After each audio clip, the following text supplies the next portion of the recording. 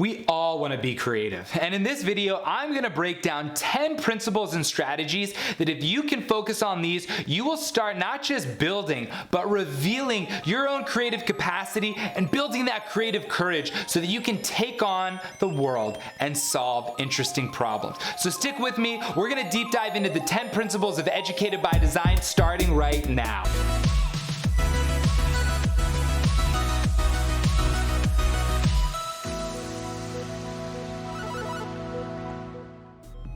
Hey everybody, this is Michael Cohen, the Tech Rabbi, and welcome back to the channel. If you are new here, please consider subscribing, and of course at any time you find value in this video, please consider giving it a like below.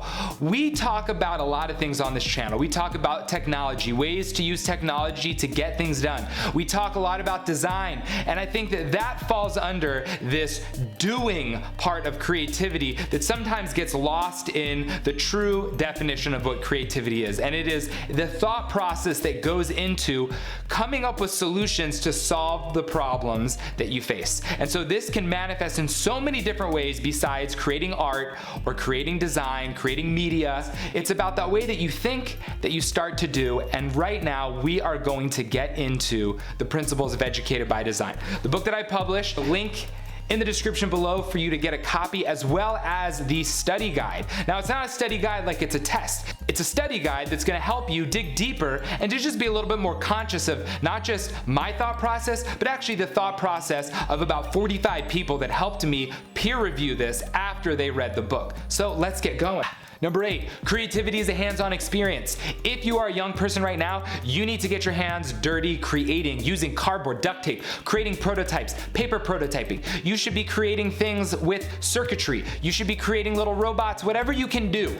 And if you're a parent, make sure your kids do that. And if you're a teacher, make sure your students do that. We're not talking about things that cost $300, $400, $500 per person to be using. We're talking about a microcomputer that costs $40 that you can literally program, an automation that can make your toaster smart for 40 bucks and maybe, I don't know, 50, 60 hours of your time. And that's how startups are born. So we're not talking about expensive things. Cardboard, duct tape, not very expensive, but that boosts the imagination, that boosts the creativity. Number 9, you gotta put your soul into it. If you don't love what you're talking about, if you don't love what you're doing, if you don't love what you're hoping to do, it's gonna be unfortunate for you, so hopefully you make a lot of money, but you're still gonna be miserable. You need to be able to put your total energy into doing it. And how is that? Usually it's because you believe that it's bringing value to other people. And that leads me to number 10, which is stay humble. Now, to say you're humble seems like kind of an oxymoron until you really look at what's the pure definition of humility. When I wrote about it in the book, I mentioned Moses, right? He's a pretty important person in the Torah, and the bottom line is, it says he's humble, not because he was amazing, not because he was a great leader, but because he realized something, which is pretty incredible to just ponder it for a moment.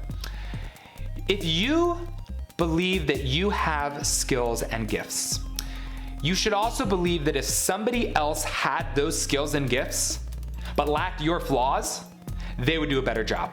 Now, obviously you have to admit that you have flaws, you have to be okay with those flaws and acknowledge them, but then also celebrate those skills and abilities that you have as well. So humility is about being able to see how you do great things, but that there are others that could potentially achieve more. But I heard a really powerful additional insight into humility.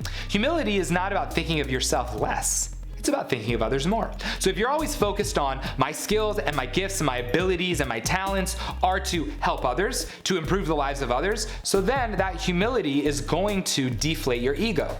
So those are the last principles of creativity. Creativity is vested inside of us. It's in our soul, and we all have creative abilities, incredible creative abilities. What we need is the creative courage, the creative confidence, that ability to just do, just try and fail and grow and evolve and collaborate and have empathy and use technology. And then we reveal that creativity that we had all along. So hopefully you're prepared, you're psyched to build your creative capacity. Let me know on social media how the journey goes using the hashtag EducatedByDesign. Until next time, thanks for watching.